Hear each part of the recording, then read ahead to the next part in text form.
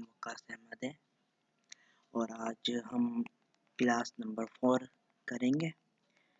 Class number 4 में हम primary की कॉन्स्टेंट देखेंगे कि किस तरह से हम प्राइमरी की कॉन्स्टेंट को यूज़ कर सकते हैं अपने टेबल में। सबसे पहले हमें टेबल क्रिएट करना पड़ेगा। Create table, TBL। Table create करने से पहले हम कोई डेटाबेस क्रिएट कर लेते हैं, उसके बाद हम क्या करते हैं, एक टेबल बनाएंगे। मैं एक नाम दे देता हूँ टेबल को, डेटाबेस को, क्रिएट डेटाबेस।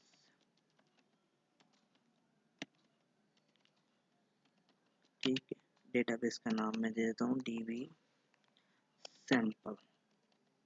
ठीक, ये मैंने डेटाबेस क्रिएट करने के लिए एग्जीक्यूट किया और ये डेटाबेस क्रिएट हो गई। अच्छा, अब हम डेटाबेस को यूज़ भी कर लेते हैं जो हमने बनाई है, DB सैंपल। ठीक है, ये डेटाबेस हमने जो बनाई है उसको हम यूज़ कर लेते हैं। DB सैंपल, ये DB सैंपल है, तो ये DB सैंपल को मैंने सिलेक्ट किया और ये एग्जीक्यूट कर दिया। ठीक है, ये हमारे पास एग्जीक्यूशन आ गई DB सैंपल की। अब इसके बाद हम इसमें क्रिएट करते हैं डेटाबेस में टेबल को। ये आ गई हमारे पास DB सैंपल। DB सैंपल के अंदर मैं क्रिएट करता हूँ एक टेबल क्रिएट करते हैं, क्रिएट टेबल TBL।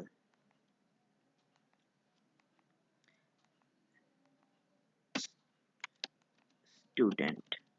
ठीक है, स्टूडेंट के नाम से मैंने एक टेबल क्रिएट किया और उसके अंदर मैं कुछ डेटा ले लेता हूँ कि कौन कौन से हमें डेटा टाइप और कॉलम दरकार होंगे। ठीक है, तो मैं यहाँ पर रोल नंबर ऐड कर देता हूँ, रोल नंबर, ये होगा एंड में।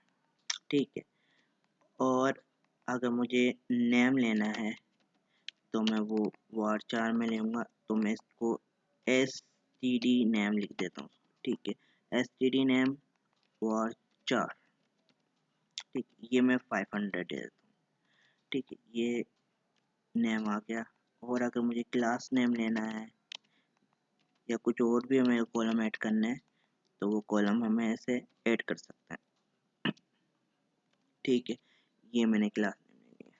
इसके अलावा अगर मेरे को फी लेनी है तो फी मैं ले लेता हूँ इंटीजर। ठीक है, ये मेरे पास एक कॉलम पूरा टेबल क्रिएट हो गया। ठीक है, अब इस टेबल को मैं एग्जीक्यूट करता हूँ, एग्जीक्यूट किया। ठीक है, अच्छा, हम प्राइमरी की कांस्टेंट क्यों यूज़ करते हैं, क्या वजह है यूज़ करने की? सबसे पहले मैं ये बता दूं आपको, फिर दोबारा से एक टेबल और क्रिएट करते हैं। सपोज कर लो कि इंसर्ट मैंने किया, इंसर्ट इनटू TBL स्टूडेंट, और यहाँ पर मैंने उसकी वैल्यूज़ को ऐड कर देते हैं। मैं देता हूँ 101 ID, इसके बाद नेम दे देता हूँ इधर, और लास्ट में मैं क्लास नेम दे देता हूँ। ठीक है, उसके बाद मैं फी ऐड कर देता हूँ, फी कर देता हूँ ऐड। ठीक है, ये ऐड कर दिया। अब मैं इसको एग्जीक्यूट करता हूँ, वैल्यूज़ यहाँ पर वैल्यूज़ देना भूल गए। ठीक, ये मैं एग्जीक्यूट कर देता हूँ। ठीक है, ये एग्जीक्यूट किया और ये इंसर्ट हो गई रो। अब ये रो को चेक कर लेते हैं मेरे पास इंसर्ट हुई है कि नहीं। From TBL student. ठीक है, अब मैं इसको एग्जीक्यूट करता हूँ, ये एग्जीक्यूट हुआ और ये रो आ गई। ठीक है, अब ID क्या है, 101 है। ठीक है, अगर सपोज कर लो दोबारा से मैं इसका नाम चेंज कर देता हूँ यहाँ पर। ठीक है, और यहाँ पर क्लास वही रहने देता हूँ। ठीक है, अब दोबारा से मैं एग्जीक्यूट करता हूँ तो ये रो भी एग्जीक्यूट हो गई है और ये डेटा इसमें इंसर्ट हो गया। ठीक है। अब इसमें प्रॉब्लम क्या है, प्रॉब्लम ये है कि इसमें हमें 2 स्टूडेंट ऐड किए मैंने और दोनों की आईडी सेम हो गई है। ठीक है, 101 इसमें दी थी आसिफ में और 101 आतिफ में, दोनों में 101 कैसे हो सकती है आईडी। तो ये हमारे पास सबसे बड़ा क्या है, फॉल्ट है इसके अंदर। यानी अगर मैं मल्टीपल रोज इंसर्ट करता हूँ तो उसके अंदर डिफरेंट आईडी होने चाहिए। ठीक है, अब इसमें तो सेम आईडी भी जा रही है। वो क्यों जा रही है, क्योंकि यहाँ पर हमने रोल नंबर जो मैंने इंसर्ट किया हुआ है इसके अंदर वो विदाउट प्राइमरी की है। अगर इसमें प्राइमरी की होती तो डुप्लीकेशन आईडी नहीं जाती। ठीक है, तो हम इसको पहले डिलीट करते हैं ये वाले टेबल को, फिर दोबारा से बनाते हैं इस टेबल को, ड्रॉप कर देता हूँ इस टेबल को, टेबल TBL स्टूडेंट। ठीक है, ये टेबल मैंने सेलेक्ट किया और ये ड्रॉप कर दिया। ठीक है, ये टेबल अब एग्जिस्ट नहीं करता इसकी मेमोरी में, ये यहाँ पर भी मौजूद नहीं होगा। ठीक है, ये रिफ्रेश करा, नहीं है मौजूद। ठीक है, डेटाबेस में मौजूद नहीं है DB सैंपल में। ठीक है, अच्छा अब हम इसको क्रिएट करने से पहले क्या करेंगे, रोल नंबर के साथ जो हमने डेटा टाइप बताई उसके साथ ही हम क्या करेंगे, प्राइमरी की ऐड करेंगे। प्राइमरी की, प्राइमरी की से क्या होगा कि हमारे पास जो भी वैल्यू डुप्लीकेट हो रही थी इससे पहले वो डुप्लीकेशन से बच जाएगी। जब भी मैं डुप्लीकेट करने की कोशिश करूँगा अगर किसी भी आईडी को, तो वो क्या करेगा, वो हमें अलर्ट दे देगा कि आपने ये आईडी पहले यूज़ की हुई है। ठीक है, तो पहले मैं इसको एग्जीक्यूट करता हूँ। ठीक है, एग्जीक्यूट किया और अब मैं इस डेटा को अभी पहले देख लेते हैं इसमें कुछ है हमारे पास, कुछ भी नहीं होगा क्योंकि मैंने दोबारा रिक्रिएट किया है इस टेबल को। तो अभी देखो कुछ भी नहीं है। अब इसको दोबारा से इंसर्ट करते हैं, इस रो को एग्जीक्यूट किया और ये रो ऐड हो गई है। अब एक दफ़ा देख लेते हैं कि क्या एक रो आ चुकी है, यहाँ ये रो आ गई है। ठीक है, अब दोबारा से मैं इंसर्ट करता हूँ, नाम चेंज कर देते हैं सिर्फ। ठीक है, दोबारा से मैं ऐड करता हूँ इस रो को। ठीक है, ये अब इंसर्ट नहीं हो रहा है। क्यों नहीं हो रहा है, क्योंकि अब ये यहाँ पर एक एरर दे रहा है, ये लिखा हुआ है वायलेशन ऑफ प्राइमरी की कॉन्स्ट्रेंट। यानी हमने जो, और आगे ये कह रहा है कैन नॉट इंसर्ट डुप्लीकेट की इन ऑब्जेक्ट, डुप्लीकेट की वैल्यू यानी 101 पहले भी मौजूद है, तो इसलिए हम क्या करेंगे, 101 यूज नहीं कर सकते।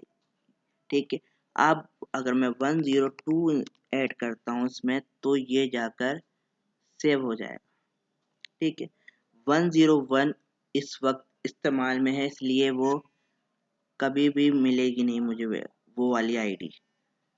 नेक्स्ट आईडी तो मैं दे सकता हूँ मगर वो आईडी अब इस्तेमाल में नहीं आएगी क्योंकि वो किसी और को दे दी गई है। ठीक है, अब मैं एग्जीक्यूट करता हूँ, देखो ये एग्जीक्यूट होने के बाद इंसर्ट हो गई वो रो। अब मैं इस रो के बाद अब इस पूरे डेटा को देखना चाहता हूँ कि क्या क्या आया। ठीक है, प्राइमरी की का काम यही होता है कि डुप्लीकेशन से बचाती है हमारी आईडीज को। ठीक है, जो नंबरिंग वैल्यू को हम डुप्लीकेट नहीं होना देना चाहते, जहां भी हमें आईडी की शेप में चाहिए होती तो हम वो डुप्लीकेशन को रोकने के लिए क्या करते हैं, प्राइमरी की यूज करते हैं। ठीक है, ये मैं उसके साथ ही रख देता हूँ।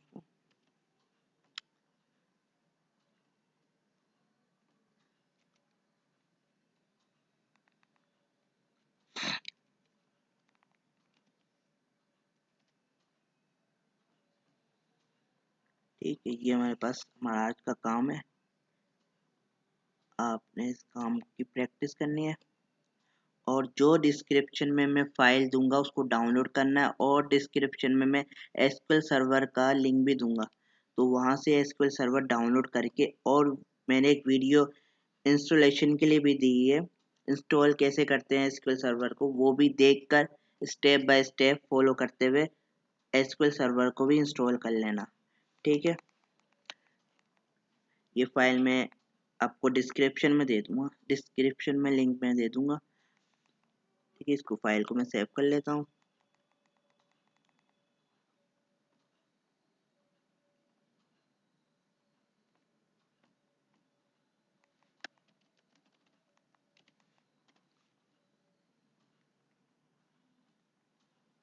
ये सेव हो गया। और अब दूसरे कांस्टेंट की तरफ चलते हैं। दूसरा कांस्टेंट हमारे पास कौन सा है? दूसरा कांस्टेंट है हमारे पास आइडेंटिटी। आइडेंटिटी कांस्टेंट है जो कि हम यूज करेंगे ऑटो इंक्रीमेंट के लिए। कि ऑटो इंक्रीमेंट अगर हमें चाहिए, अब ये हम क्या कर रहे थे कि इस फाइल में देखा है आप लोगों ने कि हम खुद से आईडी देना है।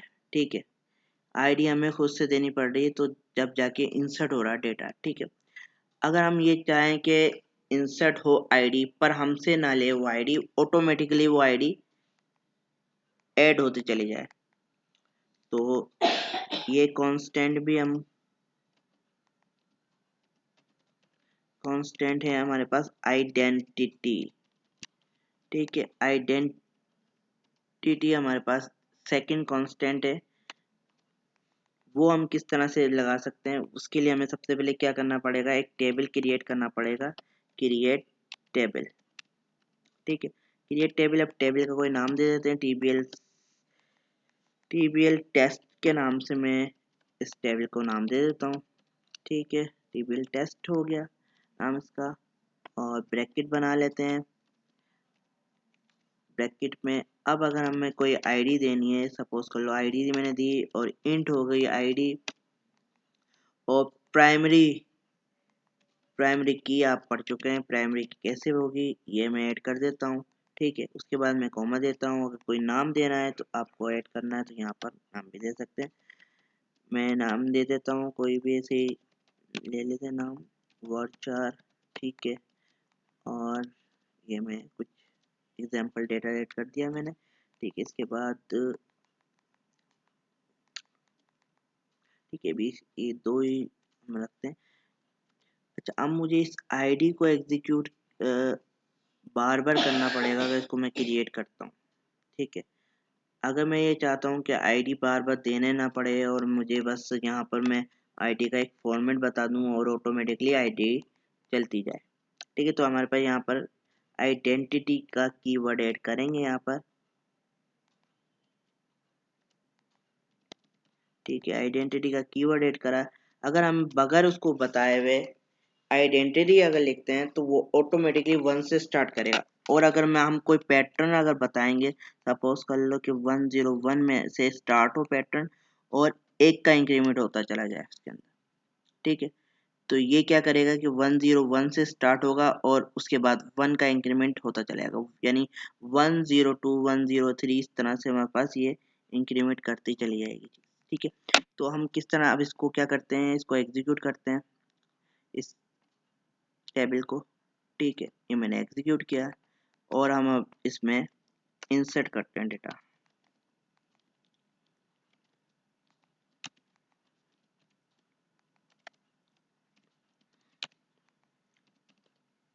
टीबीएल टेस्ट सही है। अब वैल्यूज दे देते हैं। अब वैल्यूज में हम पहले क्या कर रहे थे, अगर हम आइडेंटिटी यूज नहीं कर रहे थे तो हमें प्राइमरी की देनी पड़ रही थी। ठीक है, प्राइमरी की हमें बतानी पड़ती है कि कौन सी आईडी से स्टार्ट होगा, डुप्लीकेशन से बचाती है प्राइमरी की। तो मगर अगर हमें अब क्या होगा कि ऑटोमेटिकली जनरेट हो गया आईडी, उसके लिए हमें क्या करना है, सिर्फ और सिर्फ सेकंड कॉलम का नेम देना है। जैसे कि नेम आ रहा है, सिर्फ नेम हम यहाँ पर पास कर देंगे और वो ऑटोमेटिकली क्या करेगा, हमारे लिए आईडी खुद ब खुद ही ऑटो जनरेट कर देगा आईडी के लिए। ठीक है, ये मैंने एक नाम दे दिया और इसको मैं एग्जीक्यूट करवाता हूँ। एग्जीक्यूट हुआ, एक रो आ गई। अब इसको चेक कर लेते हैं कि एक रो में क्या डेटा आया है।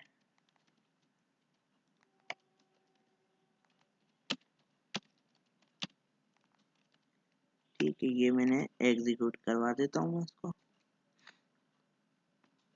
ठीक है, देखो ये 101 इसने ऐड कर दिया। अगर मैं इसका नाम अभी चेंज करता हूँ, कोई और नाम ऐड करता हूँ यहाँ पर,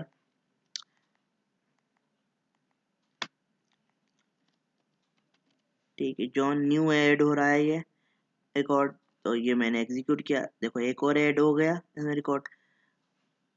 अब मैं सिलेक्ट करके देखता हूँ, देखो 102 हो गया। अब मेरे को आईडी देने की जरूरत नहीं पड़ेगी, ये ऑटोमेटिकली क्या करेगा, आईडी खुद ब खुद ही जनरेट करेगा। ये हमारे पास कौन सा कांस्टेंट है, आइडेंटिटी कांस्टेंट है। ठीक है, ये मैं कट करता हूँ और इसको सेव करते हैं उसी फाइल में जहाँ पर पहले हमने काम किया है। ठीक है, ये फाइल भी मैंने सेव कर दी, आपको ये फाइल भी दे दूंगा। ठीक है, आज की क्लास के लिए बस इतना ही, अगली क्लास में फिर मिलते हैं। अल्लाह हाफ़िज़।